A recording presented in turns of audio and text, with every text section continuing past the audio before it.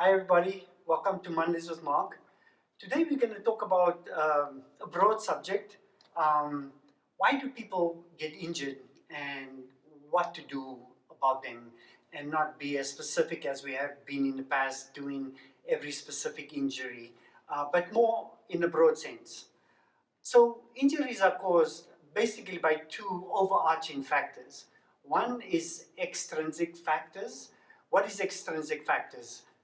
Weather, running surface. So if you're doing hills in the snow and you slip, your Achilles hurts, or you're running on a gravel path and there's lots of loose sand and you overuse your hamstrings and you get a hamstring tendonitis.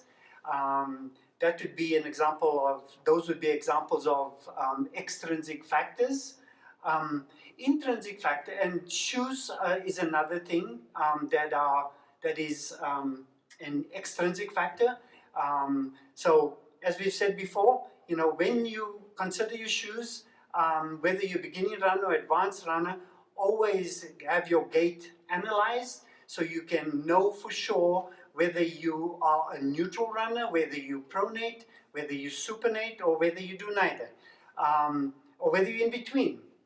So go to your local running store, come to InMotion, and we'll do an in-depth video gait analysis to determine what type of runner you are, whether you're a forefoot striker, whether you're a midfoot striker, whether you're a heel striker, because all of these things can impact if you get injured or not. So those are extrinsic factors. Intrinsic factors are genetic factors like a leg length discrepancy, structural like a knee valgus. People typically will call it knock knees, or typically call it bow-leggedness. Bow-leggedness is varus knees. Knock knees is valgus knees. Those can both lead to their own set of problems and injuries. Another thing that would be an intrinsic factor is if you just have a muscle imbalance, if you have tight quads versus very overstretched hamstrings. These are extrinsic factors. Couple of other things that I think is really important that I get asked very often about injuries is, when do I ice and when do I heat? Okay, in general, if you have swelling, if you have inflammation, heat it only after you've iced it. If you want to heat it, you have to ice if you have any temperature change or if you have swelling. Okay, general rule: swelling, inflammation, ice it. You can always end with heat. However, if it is a tendonitis and it feels tight before you run and warms up as you run, you want to apply heat before you run. Then it doesn't take you as long to warm up. So in general, if it's swollen, inflamed, use ice.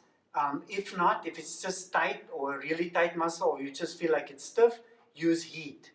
The second thing about the injuries that I get asked about most often is, what I think I touched on it last week, is whether you strengthen or whether you stretch an injured muscle. If you have an injured muscle, do not stretch it, do not strengthen it until you have no pain functionally. And then the last thing is, people always ask me, when do I have to stop when I'm injured, when I'm running? If you start your run and you feel a little niggle and you continue running and it gets better, that is okay. If you start your run and you have no discomfort, and then as you keep running it gets worse and worse, that's the time that you need to call your run and say, I need to get this checked out. Okay? So when the muscle, if it hurts in the beginning and it feels better as you run, it's okay to complete your run. However, if it continues to hurt and it gets worse as you run, stop running. I hope this is helpful, and if you guys have any ideas or anything that you want me to add or expound upon, please let us know.